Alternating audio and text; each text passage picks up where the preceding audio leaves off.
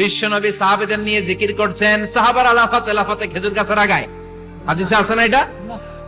বিশ্বনবী সাহাবাদেরকে নিয়ে জিকির করছেন, লাফাতে লাফাতে আবু বকর বিশ্বনবীর কাঁধের উপরে। আছে, হাদিসে আছে। এটা জিকির নয়। কি সুন্দর দেখেন, ইসলাম বোঝা কত সহজ। ওয়াজকুর রাব্বাকা ফি নাফসিকা তাদাররুআ ওয়া খাইফা। গোপনে জিকির করো, ভদ্রতার সাথে বিনয়ের সাথে জিকির করো। ওয়ালা তাকুম মিনাল গাফিলিন দুনাল জাহরি মিনাল কওল। চিৎকার চেঁচামেচি করে জিকির করো না।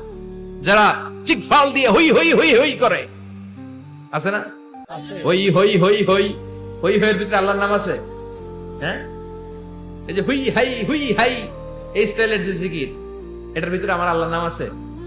আল্লাহর নাম যদি না থাকে ওইটা জিকির হবে? কথা বলেন। বিষ্ণু বললেন, খবরদার, চিৎকার চেঁচামেচি করে লাফালাফি করে যারা জিকির করে, এরা মনে করে আল্লাহ কানে শুনে না। কথা বলেন।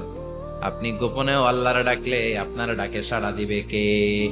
এজন্য রাব্বুল আলামিন বলেন, ফাযকুরুনি আযকুরকুম ওয়াশকুরুলি ওয়ালা তাকফুরুন। বান্দা, আমার জিকির তোমরা করো, আমিও তোমাদের জিকির করব। ঠিক কি না? আমরা যদি আল্লাহর জিকির করি, আমাদের জিকির করে কে? সুবহানাল্লাহ কইবেন না?